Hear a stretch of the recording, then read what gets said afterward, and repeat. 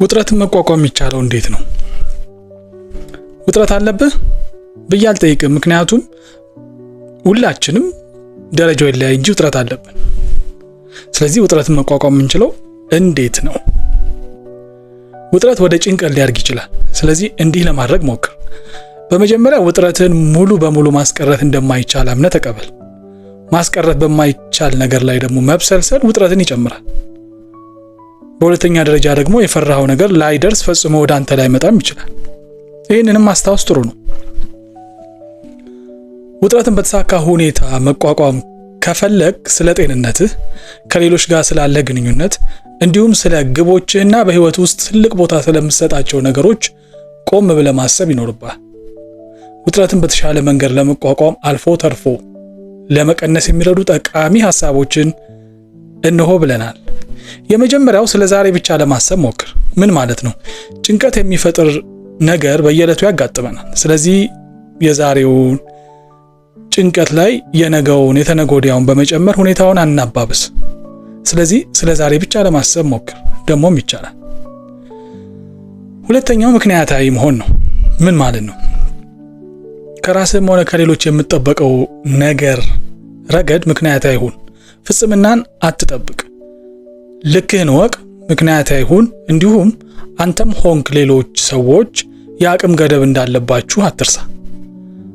እንዲህ ካደረግ የራስንም ሆነ ሌሎች ውጥረት መቀነስ ትችላለህ። ይህ ደግሞ አንተንም ሆነ በዙሪያ ያሉ ሰዎች በስራችሁ፣ በህይወታችሁ የተሻለ ውጤት እንድታገኙ ያደርጋል። እንዲሁም ስቆ ማለፍ ተማር። ችግር በሚፈጠርበት ጊዜ ቢሆን ስቆ ማለፍ መማር ያስፈልጋል። ይሄም ውጥረትን ለመቀነስና ደስተኛ ለመሆን ከሚረዱ ሐሳቦች ውስጥ ነው። ሶስተኛው ውጥረትን የሚፈጥር ነገር ለይቶ ማወቅ። ምንድነው ውጥረት እየፈጠረብኝ ያለው ነገር የሚለውን ምን ማለት ነው? እንደ ብስጭት፣ ጭንቀትና ትዕግስት ማጣት ያሉ አሉታዊ ስሜቶች በትክክል እንዳታስብ ያደርጋል። ስለዚህ ለመረጋጋት መሞከር መጀመሪያ ውጥረት የሚፈጥርብህን ነገር ለይተህ እወቅ፣ እንዲሁም የምትሰጠውን ምላሽ አስተውል ነው። ለምሳሌ ውጥረት ውስጥ ስትሆን የሚኖረው አስተሳሰብ፣ ስሜት እንዲሁም ባህሪ ልብ ብለህ አጢን። ምናልባትም እነዚህ ነገሮች በጽሁፍ ለማስፈር ትችል ይሆናል። ለውጥረት የምትሰጠው ምላሽ በደንብ ማስተዋል ውጥረትን በተሻለ መንገድ ለመቋቋም ሊረዳህ ይችላል። በተጨማሪም ውጥረት የሚፈጥሩ ነገሮች ለማስወገድ የምትችልበትን መንገድ ለማሰብ ሞክር። ማስወገድ የማይቻል ከሆነ ደግሞ እነዚህ ነገሮች የሚያስከትሉብን ተጽዕኖ ለመቀነስ ጥረት አድርግ። ለምሳሌ ስራህን የምታከናውንበት መንገድ ወይም የጊዜ አጠቃቀምህን ለማስተካከል ትችል ይሆናል እኮ። አመለካከትህንም ለማስተካከል ሞክር። ለአንተ ውጥረት የሚፈጥርብህ ነገር ለሌላ ሰው ውጥረት አይፈጥር ይሆናል። ልዩነቱ ያለው አመለካከት ላይ ሊሆን ይችላል። ስለዚህ አመለካከትህንም ለማስተካከል መሞከር ውጥረትን ለመቀነስ ከሚረዳ ነገር አንዱ ነው። ለምሳሌ እነዚህን ለማሰብ ሞክር። ሰዎች ሆን ብለው እንደሚጎዱህ ለማሰብ አትቸኩል። ለምሳሌ ሰልፍ ላይ እያለህ አንድ ሰው ሰልፉን ጥሶ ቢገባ ግለሰቡን ያደረገው አንተን በመናቅ ሳይሆን ይሄን ያደረገው በክፋት ተነሳስቶ ሳይሆን እያልክ ማሰብ ብትሞክር ውጥረትና ብስጭትን ይቀንስልሃል። ምን ማለት ነው? አዎንታዊ ጎኖቹንም ለመመልከት የነገሮችን መሞከር።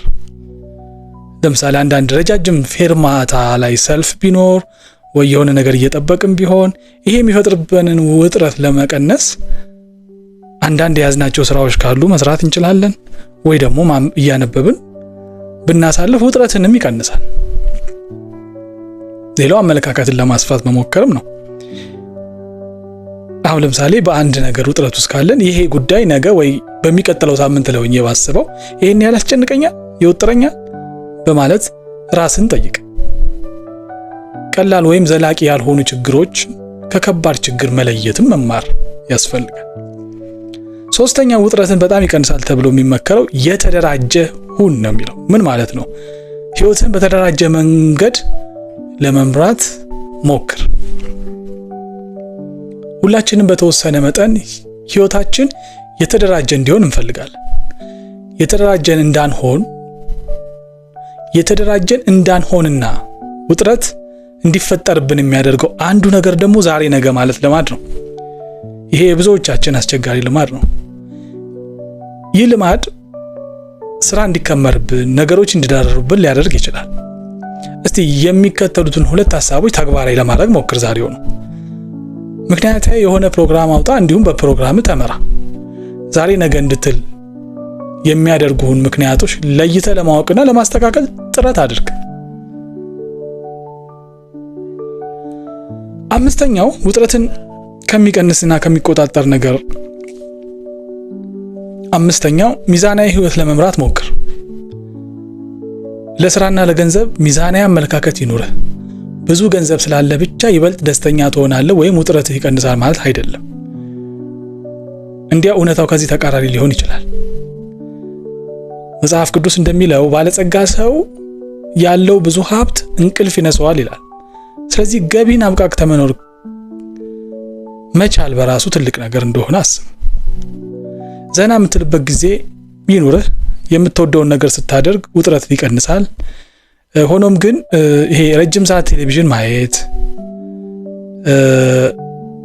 እና ሁሌ ተመልካች ብቻ ተሳታፊ የማትሆንበት መዝናኛ ውስጥ መገኘት ውጥረትን ለመቀነስ አይረዳም። የቴክኖሎጂ አጠቃቀማችን ላይ ገደብ ማበጀት ይጠበቅብናል። እንዲሁም ማህበራዊ ሚዲያ ስንጠቀም እናሳልፈውን ጊዜ መቀነስም ውጥረታችን እንዲቀንስ ያደርገናል። ስራ ላይ ላላችሁ ሰዎች ደግሞ አስገዳጅ ካልሆነ በቀር የስራ ኢሜሎች ከስራ ሰዓት ውጪ አታስተናግዱ።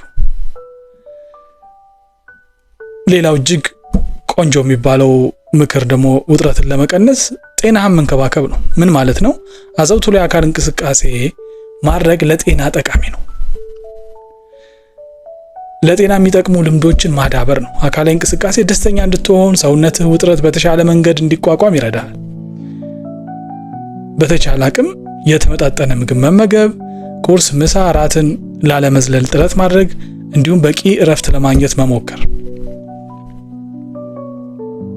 ለውጥረት መፍትሄ ናቸው ተብለው አንዳንድ የሚደረጉ ጎጂ ነገሮች አሉ። ለምሳሌ ሲጋራ ማጨስ፣ እጽ መውሰድ፣ መጠጥ መጠጣት። እነዚህ ነገሮች ጤናንም ገንዘብንም ካጠፉ በኋላ መልሰው ውጥረቱን ደግሞ አባስተውብን ይዘው የሚመጡ እንጂ ውጥረትን የምንቋቋምባቸው ነገሮች አይደሉም። ውጥረቱ ግን ከአቅም በላይ እንደሆነ ከተሰማ ሐኪም ማማከር እጅግ ጥሩ ነው። ሕክምና እርዳታ ማግኘት የሚያሳፍር ነገር አይደለም። ወደ 6ኛው ውጥረትን ለመቋቋም የሚጠቅም ሐሳብ ስንሄድ ቅድሚያ ሊሰጣቸው የሚገቡ ነገሮችን ለይ ነው የሚለው። ምን ማለት ነው? ለየትኞቹ ነገሮች ቅድሚያ መስጠት እንዳለብህ በጥንቃቄ አስብ። ልታከናውናቸው የሚገቡ ነገሮች በአስፈላጊነታቸው ቅደም ተከተል መሰረት አስፍር። በጽሁፍም አስፍረን ልንይዛቸው እንችላለን። ይህም ይበልጥ አስፈላጊ በሆኑ ስራዎች ላይ ማተኮር እንድንችል ይረዳናል። እንዲሁም የትኞቹ ስራዎች ለሌላ ጊዜ ማስተላለፍ፣ ለሌላ ሰው መስጠት ወይም ከናካቴው መተው እንደምንችል ለማወቅ ያስችሉናል። እነዚህ አይነት ስራዎች ቅድሚያ የምንሰጣቸው ነገሮች ለይቶ መጻፍ። ለአንድ ሳምንት ያህል ጊዜ ለምሳሌ ለአንድ ሳምንት ጊዜህን እንዴት እንደተጠቀምክበት እስቲ በጽሁፍ ግምገማ ስራ። ለየትኞቹ ነገሮች ቅድሚያ እንደሰጠህ ያኔ ግልጽ ብሎ ይወጣል። ከዚያም ጊዜህን በተሻለ መንገድ መጠቀም የምትችለው እንዴት እንደሆነ ለማሰብ ሞክር። የጊዜ አጠቃቀም በሚገባ ከተቆጣጠርን የሚሰማንን ውጥረት ይቀንሳል። የመጨረሻው እርዳታ ጠይቅ ይላል። ምን ማለት ነው? የሌሎችን እርዳታ መጠየቅ። ውጥረት ውስጥ በምትሆን ጊዜ ሌሎች የሚናገሩት ደግነትና ርህራሄ የሚንጸባረቅበት ንግግር ጥሩ ስሜት እንዲሰማ ሊያደርግ ይችላል። ስለዚህ ስሜትህን ለሚረዳ ሰው ችግርን አካፍለው። ውጥረት ውስጥ ነኝ ብለህ ለሰው መናገር ማለት ነው። እንዲህ ያለው ወዳጅ አመለካከትህን እንድታስተካክል ወይም ያላስተዋልከው መፍትሄ እንድታይ ሊረዳህ ይችላል። ደግሞም ስሜትን አውጥተህ መናገር በራሱ ውጥረትን ቀለል እንዲልህ ያደርጋል ማለት ነው።